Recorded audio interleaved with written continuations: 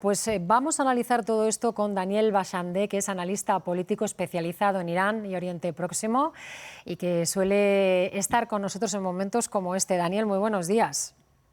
Muy buenos días. Vamos a empezar por lo último, esa tensión en Líbano que ya está afectando a las conversaciones entre Estados Unidos e Irán. Digamos que es la primera señal de que este acuerdo puede ser más frágil de lo que parece.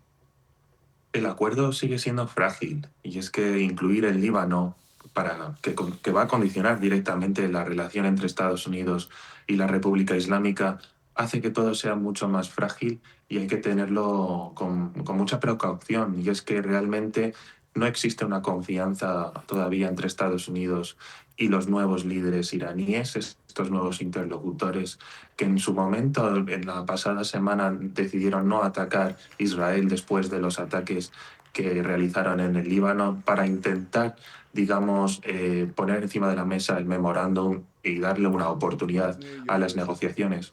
Y es que está claro que incluir el Líbano en una cuestión entre Estados Unidos e Irán supone un punto muy frágil. Y es que Israel es consciente de que su única baza para intentar condicionar la interlocución entre Estados Unidos e Irán pasa por ese llamado eje de resistencia, intentar atacar esas posiciones y poner en el foco en el Líbano. Y es que Israel claramente no va a cesar sus hostilidades en el Líbano y para Netanyahu, en un momento crucial, ¿no?, de su acción política, necesita mantener la confrontación para mantener sus bases de apoyos. Evidentemente, colocar el Líbano en este acuerdo yo creo que es uno de los puntos mucho más complicados que van a marcar las negociaciones entre Estados Unidos e Irán. ¿Y qué es lo que pretende Netanyahu? Porque estás explicando que quiere un poco condicionar lo que está ocurriendo. ¿Qué busca Sí. Netanyahu con este ataque al Líbano? Lo que busca es que esa interlocución entre Estados Unidos e Irán no llegue a un buen puerto, que los nuevos interlocutores iraníes tengan mucho más complicado justificarse dentro del propio Irán. Pero Daniel, ¿por qué Porque no quiere? ¿Por qué no quiere que haya un acuerdo entre Estados Unidos e Irán? porque evidentemente no quiere que Estados Unidos se acerque a Irán en esta cuestión. Lo que busca Israel es mantener a Irán en la constante inestabilidad política, mantener la confrontación abierta entre Estados Unidos e Irán y sobre todo mantener el estado de guerra, ¿no? Realmente. Esa es la única baza que tiene ahora mismo Netanyahu para seguir en el poder, ¿no? Es lo que hemos estado viendo durante estos, no solo por la guerra de Irán, sino en los últimos acontecimientos en Palestina, Ujú. también en el Líbano, con lo cual manteniendo el eje de confrontación, lo que hace también es militarizar más a Irán, ¿no? Buscar esa militarización también es importante para Israel para mantener la confrontación abierta entre Irán e Israel. Al final, lo que busca Netanyahu es mantener el estado de confrontación, mantener la alerta. Ujú. Y no olvidemos que esto también beneficia al sector más militarizado dentro de la política iraní, porque lo que hemos visto con el memorándum es que se da un espacio, ¿no?, a las negociaciones, un espacio también al pragmatismo, pero en caso de volver las hostilidades, en caso de priorizar la confrontación, en caso que también Estados Unidos lo haga, la vida política en Irán será mucho más militarizada y mucho más agresiva, con lo cual esa confrontación también va a beneficiar el liderazgo de Netanyahu. ¿Y quién, porque estamos hablando de los nuevos interlocutores, me estás diciendo, dentro de Irán, quién ha impulsado este acuerdo y quién puede sentirse incómodo con él? Bien, aquí es muy relevante lo que tenemos, porque toda esa primera línea de liderazgos que había en Irán, ¿no?, que estaba llevada a cabo y liderada por el antiguo líder supremo, Ali Khamenei, ahora mismo no está. Esa línea mucho más dura, mucho más conservadora, no tiene acción política ahora mismo dentro del país. Lo que vemos ahora mismo es que hay una nueva generación de líderes que están poniendo un liderazgo en marcha, que están intentando consolidarse y que ven en estas negociaciones una oportunidad para consolidarse internamente.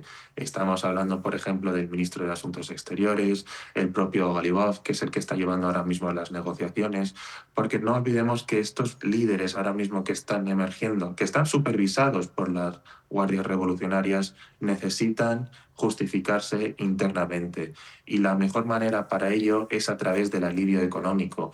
Por eso priorizan mucho el tema del pragmatismo económico, buscan un alivio de sanciones, buscan que Irán de alguna forma también vuelva a reintegrarse a la economía global, algo que también es una amenaza para Israel, que veremos hasta si realmente Estados Unidos es lo que va a llevar a cabo, porque la única forma que tiene ahora mismo Donald Trump de condicionar la política interna de Irán, intentar trazar una hoja de ruta nueva, es a través de concesiones económicas.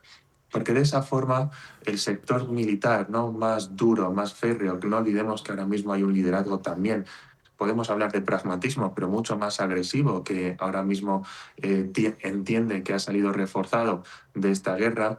La única forma que tiene es de dar concesiones económicas para que dentro de Irán Ujú. haya, sobre todo estos interlocutores que negocian, tengan mucho más fácil justificar concesiones en el tema nuclear y sobre todo dejar de lado una confrontación.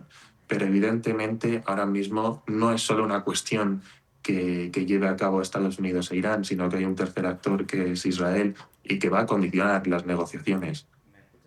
Estábamos hablando de ese programa nuclear, que es el asunto pendiente. Se han dado las partes 60 días para resolver esa cuestión. ¿Son suficientes 2 meses para resolver algo que lleva décadas bloqueando las relaciones entre ambos países? Evidentemente, 60 días es muy poco tiempo, ¿no? No olvidemos que las últimas negociaciones de Obama tardaron varios meses, ¿no?, para llevarse a cabo y realmente tener un acuerdo que limitara el programa nuclear y que evidenciara que Irán no iría detrás de un arma nuclear. Pero muchas de las cuestiones que vemos ahora mismo en el memorándum ya se estaban negociando antes de la guerra, ¿no? Solo que ahora mismo la vemos en la práctica, ¿no?, ya en un escrito, que es donde realmente quiere llevar Irán estas negociaciones. A Irán ahora mismo, a los nuevos líderes que necesitan consolidarse dentro del propio Irán, necesitan justificarse internamente y ellos van a priorizar el tema económico. Pero evidentemente, si estas concesiones no se dan, el liderazgo iraní lo va a tener mucho más complicado para ceder en el tema nuclear, porque la seguridad de la República Islámica todavía está está cuestionada, ¿no? No solo por Estados Unidos, sino por Israel. Mientras esos intereses de seguridad no estén garantizados, es muy difícil que los nuevos líderes cedan en el tema nuclear. Pero si hay una paulatina apertura económica, si hay una reintegración económica de Irán al mundo, sobre todo con el tema del alivio de sanciones, Ujú. es mucho más probable que cedan en el tema nuclear. Pero esta es la agenda, ¿no?, que llevan los nuevos líderes. Otra cosa es la de los militares, que son los que realmente están supervisando el acuerdo. Y ahí es donde yo creo que va a estar la clave, porque los militares son los que tienen el control político ahora mismo. Hay una transición política en marcha. Desconocemos cuál es el estado actual de Mojtaba, porque realmente no ha tenido una aparición pública Ujú. y eso hace que los diferentes interlocutores tengan una agenda propia. Veremos hasta qué punto Estados Unidos va, digamos, a cumplir con lo acordado en el memorándum, en ese alivio de sanciones, en levantar el bloqueo total en el estrecho de Hormuz, porque Irán evidentemente tiene una ventaja estratégica, que es el estrecho de Hormuz, y Claro. sigue todavía jugando con la baza del programa nuclear. Con el tema de la reapertura del estrecho de Hormuz, ¿podríamos darla ya por consolidada o sigue siendo esa herramienta de presión que todavía tiene Irán en sus manos? Seguirá siendo un arma de presión, sobre todo ya Irán tiene consolidado un punto estratégico que antes estaba en la sombra y ahora mismo vemos cuál es la capacidad de poder desgastar a la economía mundial. Pero evidentemente ahora seguramente se va a empezar a negociar o empezaremos a hablar de que los demás países dentro del Golfo Pérsico también van a reivindicar su poder, ¿no? Realmente son los principales que más ven su posición vulnerada. La República Islámica ahora mismo ejerce de control, ¿no?, del estrecho. Dice que Omán también tiene que participar en este nuevo eje, ¿no?, que se está formando en el estrecho de Hormuz, pero evidentemente si aquí volvemos otra vez a la cuestión económica, si a Irán se le garantizan ese alivio económico de sanciones y sobre todo esa reintegración a la economía mundial, veremos un estrecho de Hormuz mucho más estabilizado y mucho más estable, ya que los intereses económicos se van a priorizar frente a los intereses bélicos o de confrontación.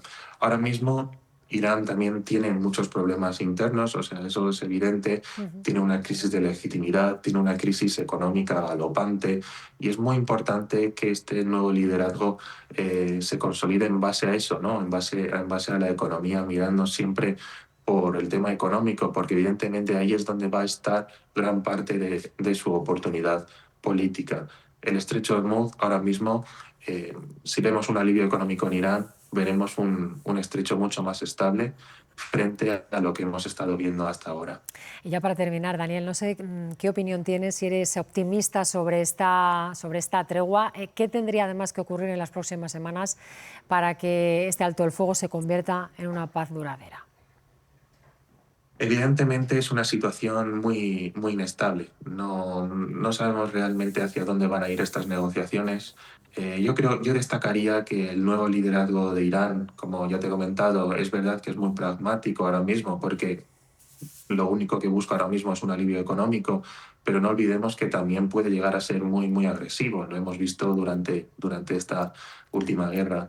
Yo creo que si Estados Unidos poco a poco va aliviando el tema económico en Irán, también es una oportunidad dentro del país para iniciar también cambios internos, para intentar, digamos, liberalizar lo que es la política de Irán, porque lo que hemos visto hasta ahora es que el conflicto y sobre todo el aislamiento económico ha beneficiado siempre a los sectores más duros y ha beneficiado esa cohesión de la República Islámica que realmente ha puesto contra las cuerdas no solo a la propia economía, sino también ha perjudicado muy dramáticamente a la población. Venimos de una ola de protestas masivas, venimos de una guerra, con lo cual lo que va a priorizar ahora mismo el liderazgo es esa economía, pero eso no quita para nada que este nuevo sistema político sea legítimo. Al final, el pueblo realmente iraní lo que está demandando, ¿no?, es cambio, es una apertura, es mayores derechos y sobre todo tener en cuenta